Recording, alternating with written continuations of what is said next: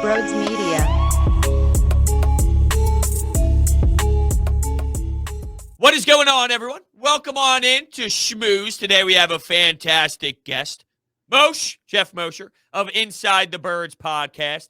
What's up, dude? What's going on? What up, man? I'm excited to schmooze with you. That's schmoozing is like one of my pastimes, man. It's my favorite thing to do. So let's do it. I'm not going to lie to you. I wanted to be different with the name, Schmooze. The more and more I dive deep into, what it's all about, this and that, I don't even know if it makes sense, but we're just rocking with it now that we're 5-6 episodes in or so. We're just going with it. When I think of schmoozing, to be honest with you, I think of like the Steve Summers in New York at WFAN. He's got that voice, and he calls his show the Smooze Show, and it's very unlike yours in that he's very mellow and laid back. He's literally schmoozing, and you're all like, ah! So Screamed would probably be a better, more at least apropos title, but I think schmoozed works in the context of we're going to be talking sports, and it's going to be schmoozing. Yeah, no doubt. And we'll do plenty of screaming about the Eagles, I'm sure. But real quick, before we dive into that, we text every night about the Phillies and the bullpen. And we're recording this Wednesday night, so this is going to be recorded before we see this last game against the Brewers. But I need to get your thoughts on Aaron Nola's curveball, no bite last night. And, this Phillies team, I'll tell you what. But here's the thing, Mosh. 2.5 games back of the division. 2 games back of the wild card. They're involved. Does it feel a little bit like with the Eagles last year, no matter how bad it looked, it wasn't really until week 14 that they were officially eliminated. I remember going into December and people were like, you know what?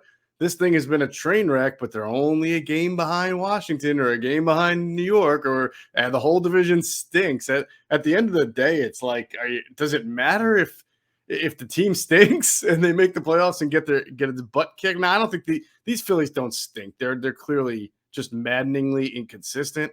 They've got some guys. Obviously, Bryce Harper has been having a great year, and Zach Wheeler. So they keep you invested. I'll tell you that. But I've never been so, I guess, frustrated with a team that's technically a winning team, although that could change in 3 days anyway. But this is how low the bar is, Moshe. I'm at the point now where the Phillies have been involved in that August vibe over the last handful of years, but then they just plummeted insanely. The fact that they're holding on and there won't be a plummet is my positive grab if I'm looking at the trajectory of a timeline, which means next year we might be seeing some playoff baseball.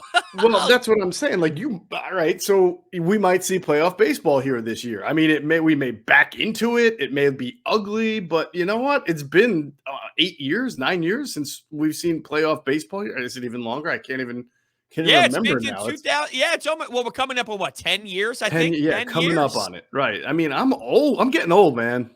I can't believe it's been a decade of no playoff baseball here. And I need to say, so at this point, I don't even care if it's not a great team or if they're inconsistent. Give me a little bit of October baseball and give me something to believe in. As the great 80s band, who was that once said, give me something is that Poison? Give me something to believe in? That's not at my alley. I'm all in on this Kanye West, Donda, and Drake debate right now. So I'm in a different mindset in the music game. I got you. Yeah, I'm assuming you didn't give it a whirl.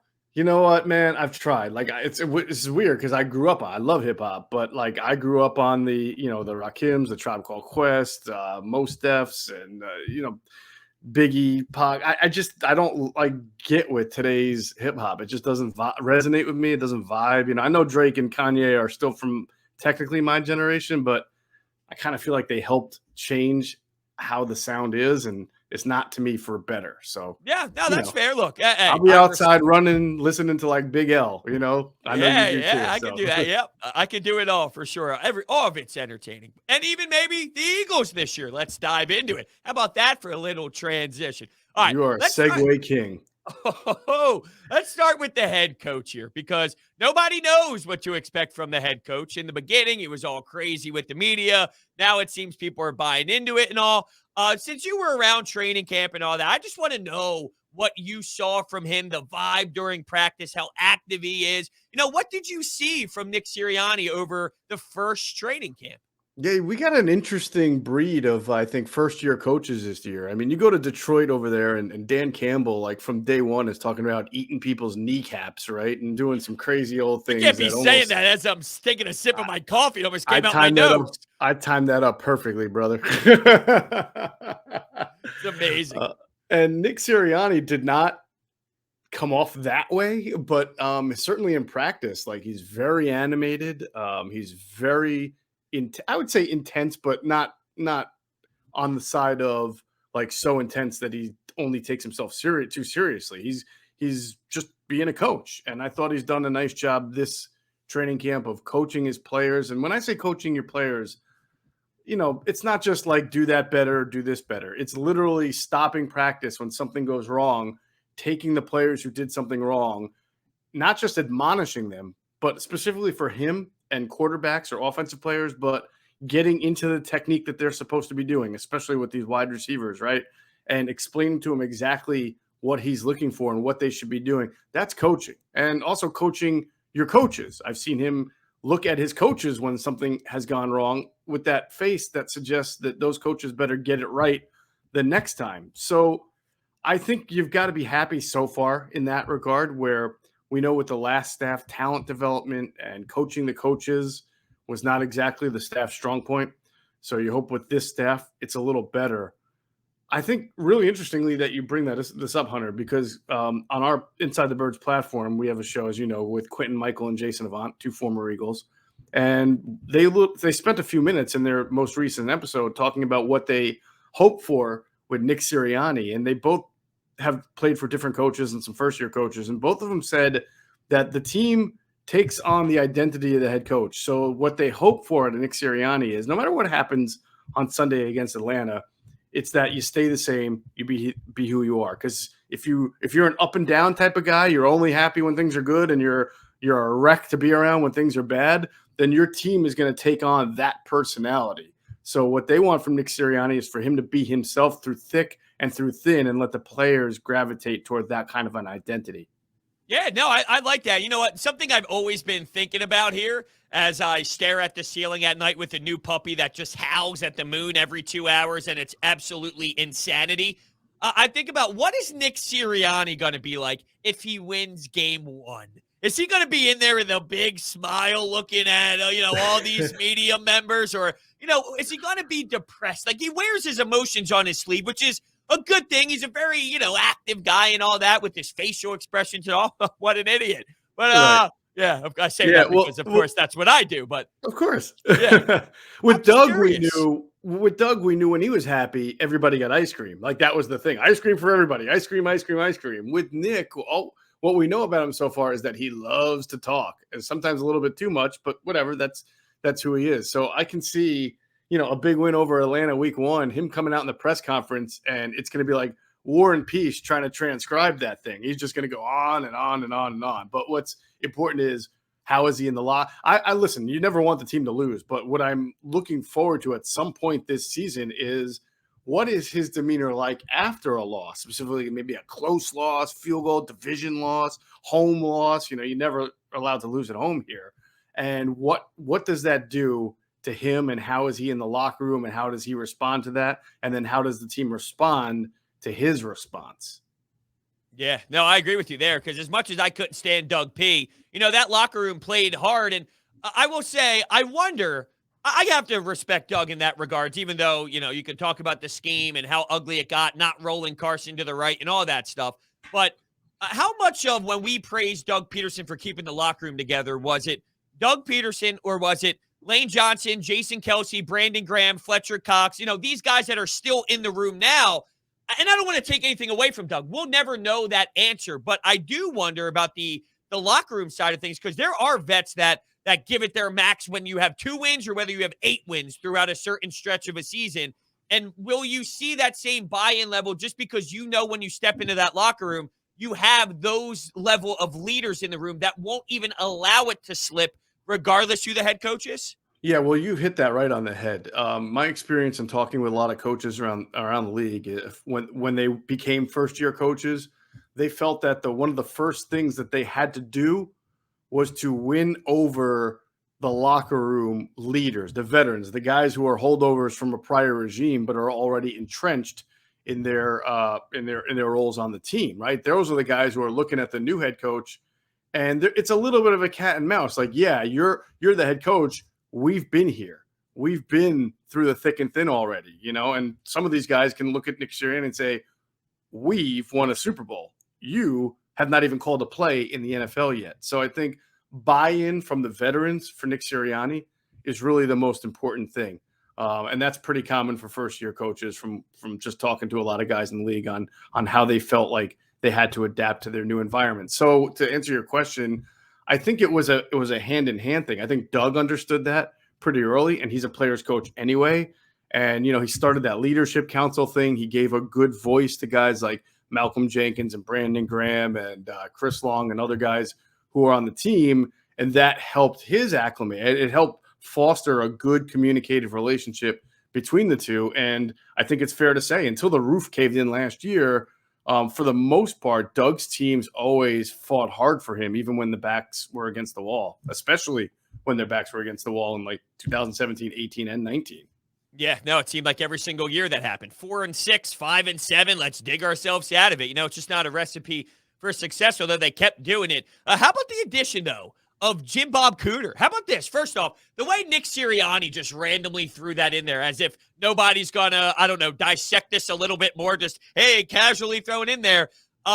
Is there a lot, though, to look at with Jim Bob Cooter? I mean, originally, by the way, saying his name is just hysterical, but I will say I'm losing my train of thought. Oh, yeah, Caldwell. Early on in the whole process of bringing in some veterans, that was a name that stood out to me throughout the process of looking at coaches.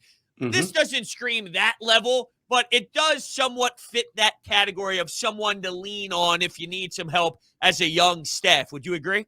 Yes, I would agree. To the level that he leans on Jim Bob Cooter, I remains to be seen, but it does sort of meet halfway that kind of concept that a first-year head coach would surround himself with a senior assistant. You see that fairly often in the league, and Adam Kaplan and I thought that, and we had heard that Nick Sirianni was looking into that idea, and we were speculating guys who he'd been with from either San Diego, like a Wizen Hunt, or a Mike McCoy, who I think was around at training camp a few times. We thought that you might see that.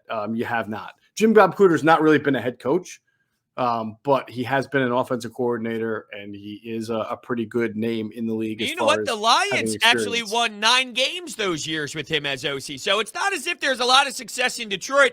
And was Schwartzy a part of that as well? I believe he was. That's right. Hey, I'm a Schwartz guy. There you go. So, look, the shock to me is that he didn't even mention Jim Bob Cooter until like a recent press conference. And if I were Jim Bob Cooter's employer in an NFL team and I was in front of the microphone, I don't know. I'd probably try to mention Jim Bob Cooter's name at least 5 times a press conference, because Jim Bob Cooter is the greatest name in all of the NFL right now, especially among coaches. So I would have looked forward to the opportunity to just constantly name drop Jim Bob Cooter just for the sake of name dropping Jim Bob Cooter, because why wouldn't you? I actually had to think about it when I was on the radio over the weekend. Can I say it? Do I say it? It's just like funny. But there's nothing dirty about it. It's just his name, Jim Bob Cooter. Yeah, I know. It's just funny. But with John Dorsey, they did the same thing last year where behind the scenes, is that an Eagles being sneaky thing, or is that normal business around the NFL where you keep things inside and we just don't like it because, well, there's a lot of fans that just don't like how Howie and Jeffrey Lurie operate at the moment? Yeah, it's not. Well, I would separate the coaching from the personnel, but I would just add, I would say, if you're going to bring people in who have a name, just be communicative with your staff that this person is being brought in to fill or occupy this role in particular. He's not stepping on your toes. He's not stepping on your toes. Jim Bob Cooter is here to be a senior assistant and to do projects. That's not something that we have, right? John Dorsey is here to specifically evaluate these kind of players or give his past insider experience, and that is it. If you start bringing guys in and you don't tell people you're bringing them in, and then they find out through the media, or they find out, or they're starting to wonder what the guy's being brought in for, which I've heard has happened at times, that's when you're not exactly being on the up and up. But I think as long as you have a defined role and explain it to everybody, there's no problem with it. It's a good thing usually to have experienced voices in your room. Yeah, I would agree. All right, let's continue on with the offensive side here with the quarterback. I want to know, because we had this discussion on the radio about one area of Jalen Hurts that you're looking forward to seeing him grow. And I said accuracy because he was 52% completion percentage. Everyone screamed out how bad Carson Wentz was throwing the ball accuracy-wise. He was 57. So Jalen Hurts was even worse. We heard some answers of turnovers, make sure you limit the turnovers, reading through progressions a little bit smoother. So if I asked you, Moshe, what would your answer be? Yeah, well, first of all, with accuracy, I don't think either Carson Wentz or Jalen Hurts, is an inaccurate quarterback because of last year's statistics. I think last year was just a function of a terrible offense, quarterbacks constantly under duress. Jalen Hurts was pretty much told to throw the ball away instead of taking hits. So some of those incompletions were intentional, so to speak. Right. If you give these guys a pocket, they're going to hit their passes 9 times out of 10. That's just the way the league is, these days. I think what you want to see is kind of that repetitive accuracy on many throws against many different coverages. So, accuracy can be boiled down. It could be a big picture thing. It could be a little picture thing. I think with Jalen Hurts, what we've seen in very limited doses so far, going back to even last year when he came in against Green Bay, is that he's really good at knowing when and where the blitz is coming from when they blitz him. If you remember, one of his first passes against Green Bay was that 55-yarder to Jalen Reagor on the left side. The Packers were bringing a nickel cornerback blitz. He read it, saw it, threw it to a spot. I think he's really good at that, predetermining where to go based on the defense. The problem is you're not going to get blitzed all the time. Blitzing can be great if you block it up because it leaves all these one-on-one situations. The Steelers did that to Jalen a lot in that preseason game. The only time we saw Hurts really on the field. The Steelers came after him. So you saw one-on-ones with Goddard. You saw one-on-ones with who else caught pass? Zach Ertz caught one. Jalen Reagor dropped one. So that was good to see. You saw Jalen Hurts in one-on-one situations put the ball where not only his receivers could catch it, but get yards after the catch. What we didn't get to see is how does Jalen Hurts do against soft zone, right? When a team is just going to rush 4 and drop 7 and make those windows tighter, and they've got a good enough front 4 to come get you, kind of like the Eagles did under Schwartz, that's what I'm really looking forward to seeing. Is he able to, with feeling that front 4 pressure, still be able to pick apart, that 7-man defensive backfield that it's going to be? It's going to be the linebackers dropping and the cornerbacks and safeties. That is, I think, the big challenge for him. I'm not sure we're going to see that on Sunday, because I don't think the Falcons have a good front 4 rush. So they may have to feel they got to mix it up. They may feel they need to blitz to try to get Jalen a little rattled, because they really only have about one really good pass rusher in Grady Jarrett. But as you go along and see it when they play Tampa, when they play Kansas City, teams that can really bring it with the front 4, we're going to see what Jalen Hurts can do against those softer zones. Yeah, I'm really looking forward to that. And I know that this is the way too early question, but after the Super Bowl is over, that same night, there's an article up that says the way too early Super Bowl predictions of next year. I'm going to hit you with one right now with Jalen Hurts. Way too early Jalen Hurts conversation. Oh, I thought you were about to tell me Jalen Hurts is going to be in the Super Bowl. That would be nice, though. But no, if in terms of the way too early assessment, before we even see a regular season snap, just based off of, projections on what he can be, do you think he's the quarterback of next year? Do you think that he can have a season good enough where the Eagles think, all right, let's use these assets in the draft instead of on a quarterback, on help and assets to build around Jalen Hurts? Way too early. You asked me 2 different questions there. I don't know if you realized it. First, you said, dive in. You said, do I think Jalen Hurts will be the quarterback beyond this year? And then you said, do you think he can show this team that, the franchise that he should be? Can he? Absolutely. I mean, I think he has a good skill set. I think he's got a good supporting cast around him.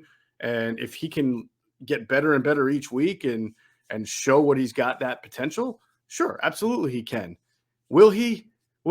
at this point, if I say yes or no, what does it matter? The only thing this can be do is held against me in a court of public opinion when all is said and done. Right? Well, you kind of are going down what I want to do here. I want to make sure I clip it, I cut it, I save it so I can just rip you halfway through the season. Opportunity. Oh, come on. Look, I mean, you have to be fair about this, right? He was a player who was the league viewed as a 3rd to 4th round pick. The Eagles even were pretty candid about why they picked him in the 2nd round, because they wanted a cost-efficient backup quarterback. He's a starting quarterback now. He's not a cost-efficient backup, and he is someone that the rest of the league thought was a 3rd or a 4th round pick. But even when you call him a 2nd round pick, Hunter, if I gave you a list of the last 10 quarterbacks picked in the 2nd round, it's not very encouraging, right? I mean, usually if you're going to be a starting quarterback worth his salt in this NFL, you're picking the top 10 to 15 picks of the draft, if not the top 5. Listen, Derek Carr's a starting quarterback. He was a 2nd round pick. Colin Kaepernick was a 2nd round pick. He went to a Super Bowl.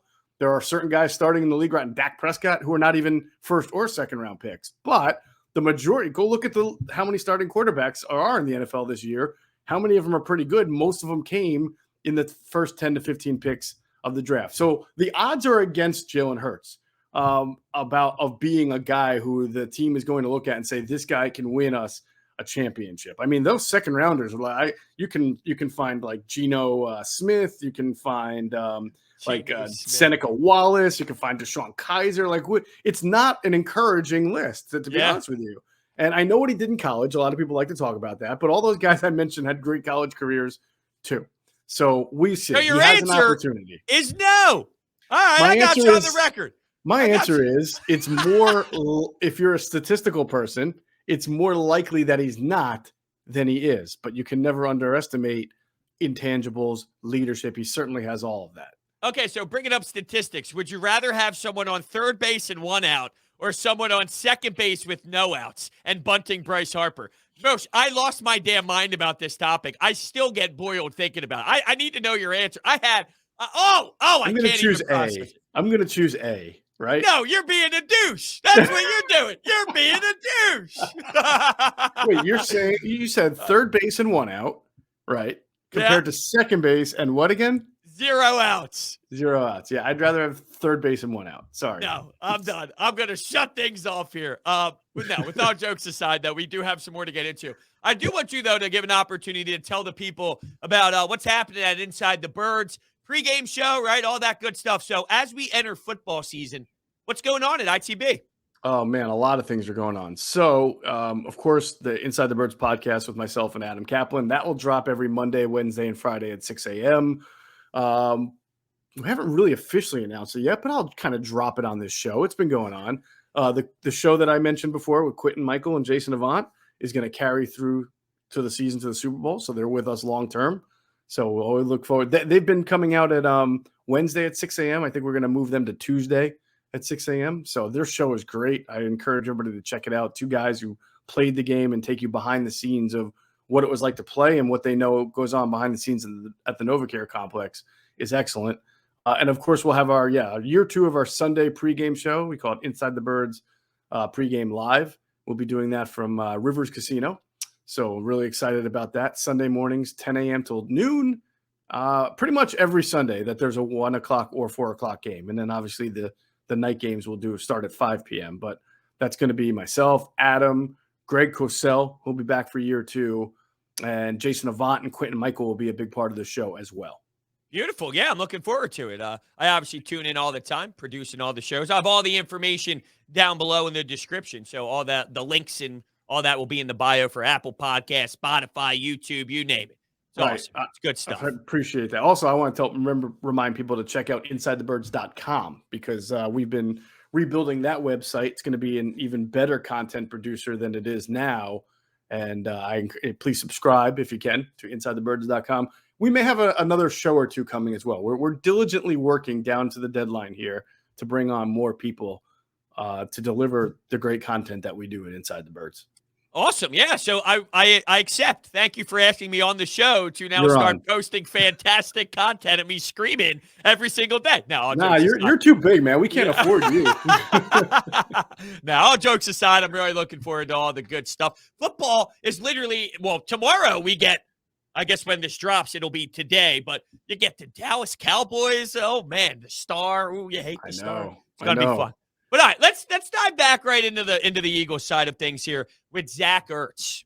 The Okay. 180 emotionally with the with the organization. Your thoughts on how that whole thing kind of played out? I got to admit, and people get annoyed for media for being skeptical sometimes, but how can you not be? I mean, he did not speak at all during the preseason, right? And all of a sudden, the 53 comes out. He's still here. No move was made, and he sits down in front of the cameras, and it's like, I love the Eagles. I want to be an Eagle forever. Look, I thought he was honest when he said bygones be bygones, or the past is in the past. I think that was Zach's way of basically saying, I can't control what I can't control. I can't trade myself, right? And he even mentioned that the team had stood firm on the value for him, so he's got to respect that. So I understand. I thought it seemed a little overboard about I want to be an Eagle for life or I love it here, because I'm still, what I didn't hear from Zach, and I would love to have been able to ask the question at the time, but does that mean he is now no longer requested to be traded? And on the same vein, has the team told him that they will not trade him under any circumstances now? Because he sort of made it seem that way. I love it here. I want to be here for the long term. But if another team loses a tight end in the season, is Zach Ertz and wants to give the Eagles, a third-round pick for Zach Ertz, are they going to say no? Well, not to interject here, but I'm pretty sure it was Matt Lombardo who wrote that about Dallas Goedert and Minnesota and possibly something there. If that was to be the case, who's to say that maybe it's not Goddard that's the one that might be thrown out there to see what compensation could be in return?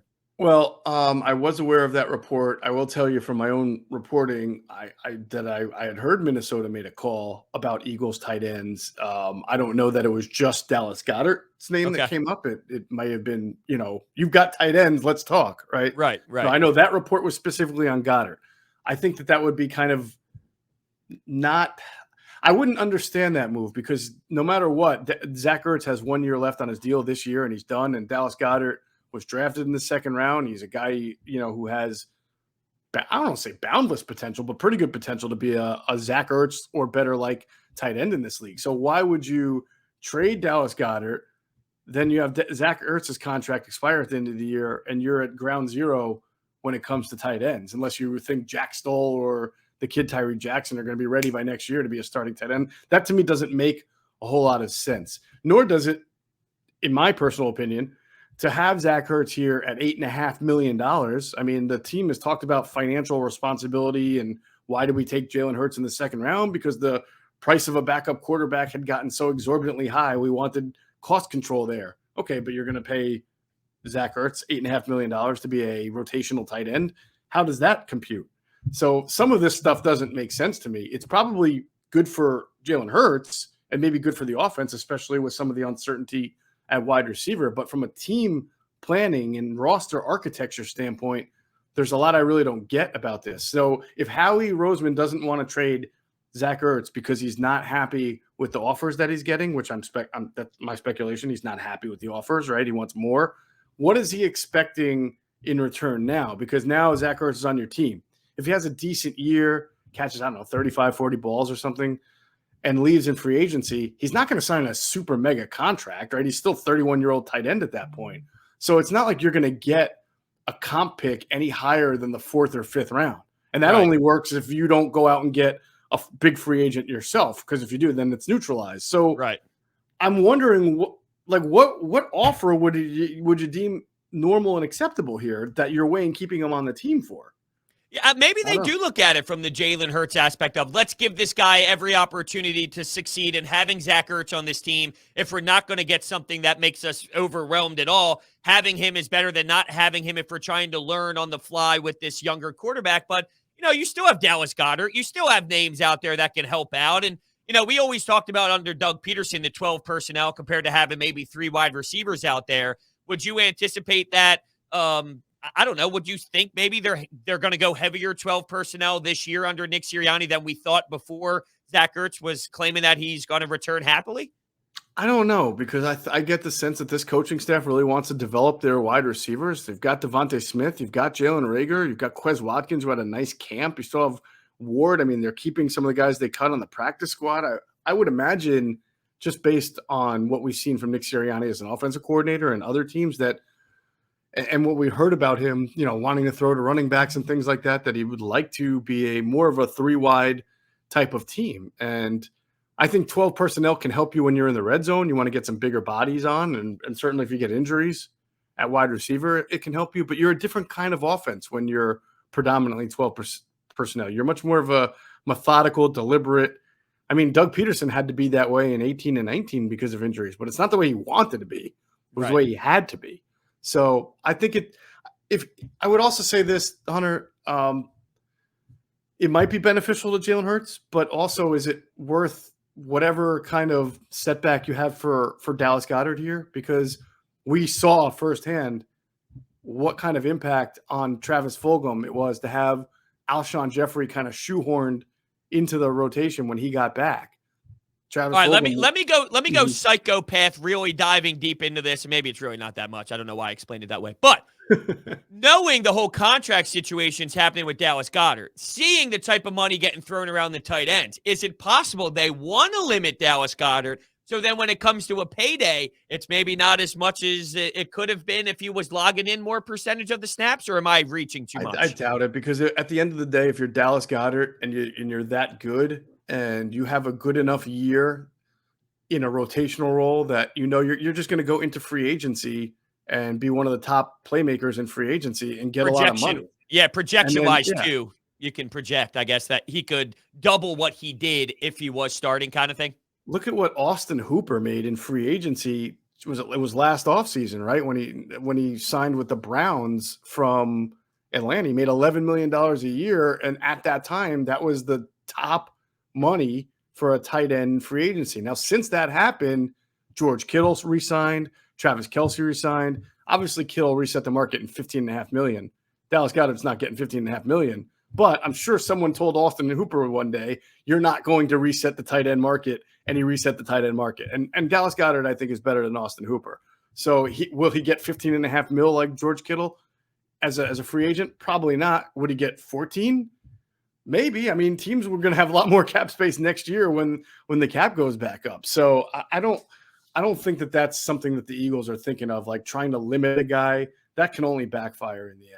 All right, well, since we're on the topic of tight ends, I do want to get your thoughts on Richard Rodgers being cut. Now, he's the veteran, and maybe there was some financial reason on what they can do down the road with him and whatnot, but he had a good season last year, and I also wonder, and maybe I'm going crazy, is it possible that the tight end position, and I am basing this off of how you slotted Richard Rodgers in there and there was some sort of production, is tight end becoming sort of a position where with running back, you can plug and play guys off the street, this and that? Like, I know they're getting big money and they're becoming more of an emphasis in offenses, but when I see Richard Rodgers grab that amount of yards last year with that offense that struggled, is it starting to become a position where, maybe it's a little bit easier to slot guys in because of the way the offenses are built? I think it's that if you're a tight end who can block even just a little bit, there's always going to be a home for you. Jack Stoll is a guy who made the 53 as a rookie free agent out of Nebraska, and he's almost like an H-back. He can block, he can catch, he can do everything. If there's an opportunity, if you're either yes, you are seeing teams, as the Eagles are doing with Tyree Jackson, scour like former other positions like quarterback or the college basketball level. Some teams are doing that as well for athletes who can play tight end, who can be good big targets and pass catchers. But if you're in like Richard Rodgers, whose only real bugaboo in the NFL is he's been hurt when he was with the Packers, but he caught like one of the Hail Marys from Aaron Rodgers. He's always been a good, reliable pass catcher and an adequate blocker. And if you can block at that position in this league, 9 times out of 10, you're going to find a home. Yeah. Well, then does it surprise you that he was released the way that he was based off of last year? Or do you see the upside in Stoll and with, as you mentioned, Jackson, who got banged up in practice, that's clearly going to limit him this season? But does that come to a surprise? I only thought Rodgers was perfect for the team because I did not anticipate Zach Ertz being on the 53, right? You're not going to carry more than 3 tight ends. And if your first 2 are Goddard and Ertz, then you can use that third spot. It's going to be a special team spot. It's going to be a developmental spot. And that's more of a Jack Stoll than a 28 or 29-year-old, I think, Richard Rodgers. Maybe he's 30 now. Either way, the point is that third tight end spot is always going to be young developmental special teams. If Zach Ertz were not on the 53 man, I would have thought that your 3 would have been Goddard, Richard Rodgers, Stoll. Okay. Yeah, no, that makes sense. And then this is where I want to leave things off. And it might not be a happy thought, but as a Penn State's man that you are, and oh, look at that. You got the shirt you're repping. Miles Sanders. I'm actually a little concerned about the whole dropping the passes and the fumbling issue. I just feel, well, he'll give you an 80-yard home run hit, and you can just keep pounding them, and he'll get you some chunk yards throughout and all. Part of the Miles Sanders experience is always going to be, to some level, dropping passes, no matter how much he works on it. And I don't know, does that limit Nick Sirianni? Do you have to take him off the field to utilize Gainwell? Is that a bad thing? Is that a good thing? I don't know. I'm just a little worried about Miles Sanders from that aspect. I don't know if it's ever going to change. It's just part of who he is, sort of like with Alec Bohm. He'll never be a great defender. It's always going to be a part of who he is in his game, even when the power does turn around with his bat. So that's how I feel about Sanders. I'm just curious where you are with him. Well, I would say that I thought he caught the ball really well as a rookie. I didn't feel like he was an unreliable pass catcher until last year, which is just year 2 for him.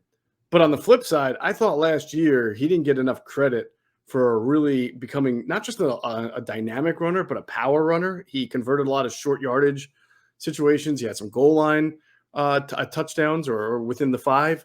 So I thought he really improved as his vision and his just overall, like how quickly he hits the hole and goes as a runner. He obviously needs to get the catching thing squared away. And your concern is fair because this training camp, he's really struggled with it at times. But I will say I've seen him working on it. So it might be like you're saying with Alec Bohm, something that no matter how much work you put into, you just don't get it back. I've seen Ben Simmons shoot jump shots every summer in the gym. Exactly. Can you imagine like off-season highlight videos of Miles Sanders doing nothing but like one-handed Odell Beckham style catches? No, I think the weird thing for him is he seems to catch the deep ball better, and Quentin Michael brought this up to me. He said, sometimes running backs will catch those balls better than the ones across the middle or the dump offs because when you're catching those deep balls, you're behind the defense. You're not worried about getting hit. Just catch the ball and run. When you're across the middle or out in the flats, you get that ball, especially last year when things weren't great and Carson would just, bam, you throw at somebody and they're just getting nailed, whether it was Deshaun, whether it was Jalen or any of the running backs, right? So maybe it's that thing where he's just got to have the confidence to catch the ball and absorb the hit. But you are correct in this. If he does not do a better job catching the ball, he's going to lose snaps to Kenneth Gainwell, who's an amazing route runner and pass catcher, or even Boston Scott. I mean, this team has not made a secret about how much they want to throw the ball, and they've got some good weapon, throw the ball to running backs, and they've got good weapons aside from Miles Sanders to be able to do that. But how great would it be for the team, the offense in general, and Miles, for him to just be able to shore up that one part of the game and really turn into a 3-down running back who can beat you in a multitude of ways. I know some fantasy football owners who would be very, very happy about that. But, I love that you brought that up because we'll kind of throw things. We'll kind of end things here. But I stated that I will never take Miles Sanders again because I've been hurt. And I know Doug Peterson didn't run the ball a lot this year. I'm expecting more of that. I will not take him. Guess who I took? Guess who I took? You took Miles Sanders. I took Miles Sanders. RB1 or RB2? I got him in the 4th round. I took him. I just forget the path I went because I think wide receivers. I got DeAndre Hopkins in there, and I had some picks earlier than that. But he's my running back. If you made 3 picks before him, he would probably be your RB2, I would think. Yeah, no, it was Jonathan Taylor, DeAndre Hopkins, and then we ended up going Tyler Lockett, Miles Sanders. That's how it went. See, that's, I think, the fair compromise is that as a rookie, not too many people drafted him or maybe had him as RB2 or flex. Then after his rookie year, people vaulted him up to a top 5 running back, top 10, and he was RB1 for a lot of people. now after last year, I think RB2 is a safe space for Miles Sanders. Better Remember not that screw me on offensive this line, one. my friend, and the threat of a running quarterback is going to help opening up things too. So even if he does drop a few passes, he still should be out there getting yards. This optimism is just fantastic to end things on. Mosh, thank you so much, dude. We'll be in touch probably 5 other times today because we communicate. But thank you, Mosh. I appreciate it. Yeah. No problem. Good schmoozing with you. Thank you. See you guys.